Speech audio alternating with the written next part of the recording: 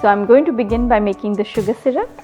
Now to begin with, I have heated here, this is about 2 cups of sugar and 1 cup of water. I'm going to make a sugar syrup of these 2 ingredients. Now it depends on your taste. If you want the sugar syrup pretty thick, then you can take 3 parts of sugar and 1 part of water, like 3 cups of sugar and 1 cup of water. For me, since I like it a little lighter, the sugar syrup, I have taken 2 cups of sugar and 1 cup of water. And then I have brought to a boil. Now you can see the sugar has dissolved completely. So this syrup is ready. I'm going to keep it aside. When I fry the malpuas, I'm going to add it to the hot syrup. So for now, I'm going to keep it aside, but before adding the fried malpuas, I'm going to warm it up a little. So this is ready. The next step is to make the batter. I have taken here all the ingredients that we need to make the batter, and in the ingredients I have here about half a cup of all-purpose flour, and if you do not have all-purpose flour, you can use regular flour or maida. And to this half cup of regular all-purpose flour, I have taken 1/4 cup of mashed up banana. The proportion is half a cup of all-purpose flour and 1/4 cup of mashed up banana. Make sure the banana is well mashed.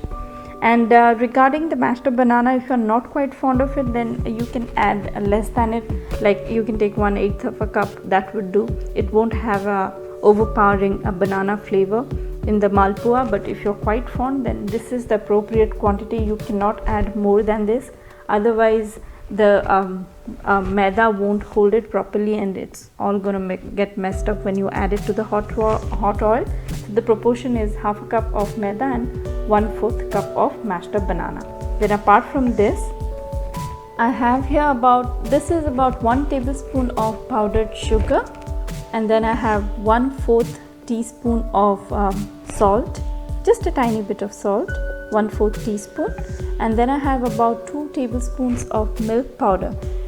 This ingredient is optional. If you do not want to add, you can skip it, but this is going to make it very creamier, so this is quite important. And then I have the most important ingredient, and that is saunf or fennel seeds, or as we call it in Odia, panamadhuri. This one is very important because this is going to give you a lot of flavor, which is very typical of this dish. But if you are not quite fond of it, then you can add a little, like half a teaspoon. I have taken here 1 teaspoon of fennel seeds. But then again, if you're quite fond, you can take about 1 tablespoon. It depends on your taste. But let me tell you, this ingredient is quite overpowering. Fennel seed has a lot of flavor to it, so it's quite overpowering. If you add too much of it, you may not like the taste. So apart from all these ingredients, I have the final ingredient, and that is some milk. This will make the batter a little thinner because all these ingredients are dry ingredients.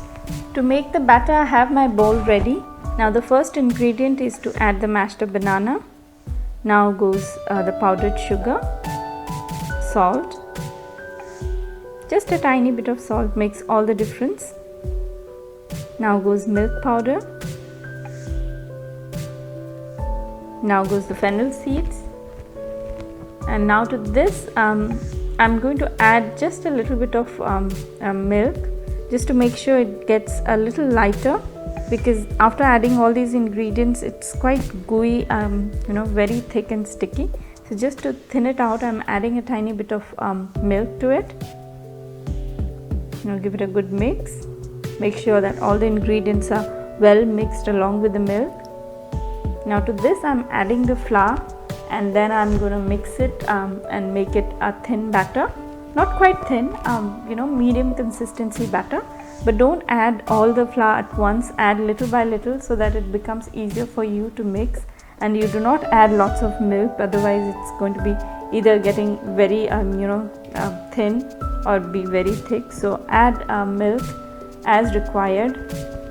So add a little bit of flour, then add a little bit of milk, and make sure everything is well mixed, and mix till you get a good consistency of the batter, a pouring consistency, almost like a uttapam batter.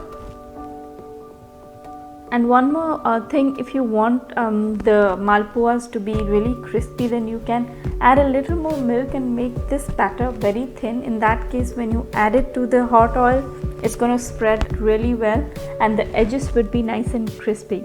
But I'm not quite fond of that because that kind of soaks lots of oil.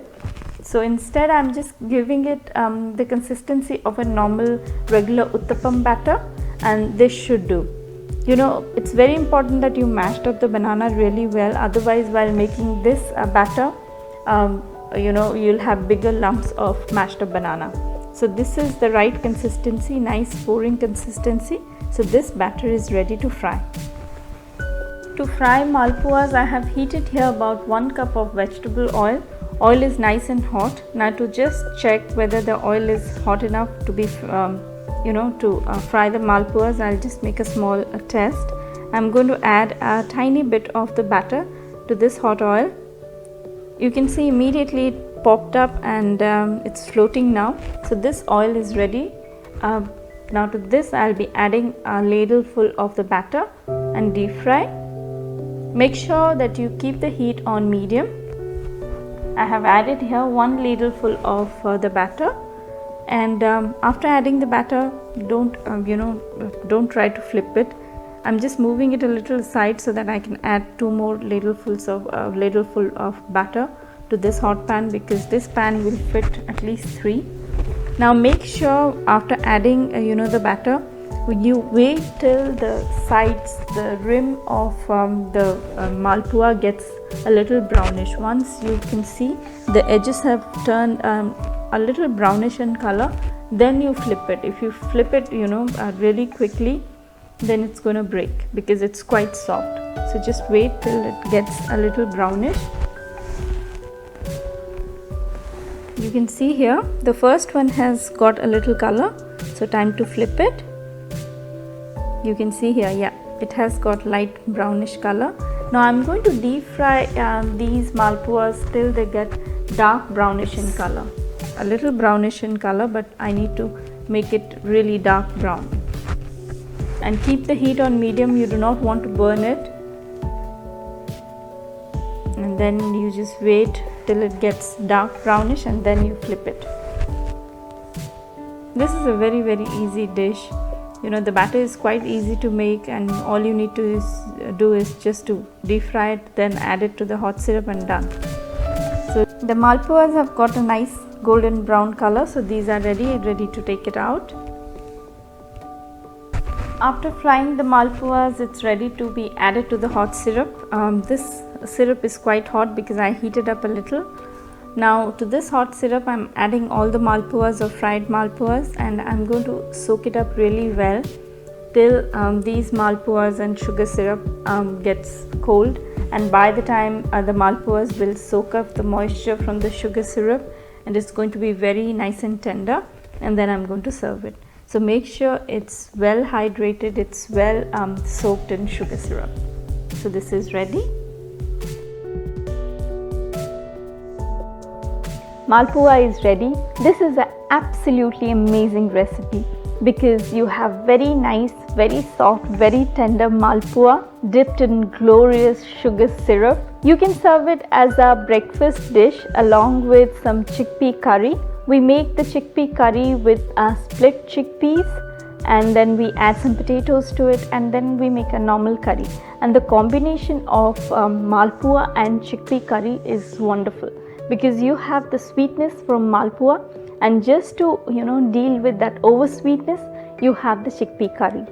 Do try this very, very delicious Odia dish and share your comments and your suggestions. We will meet next time, and don't forget to subscribe. Till then, bye bye.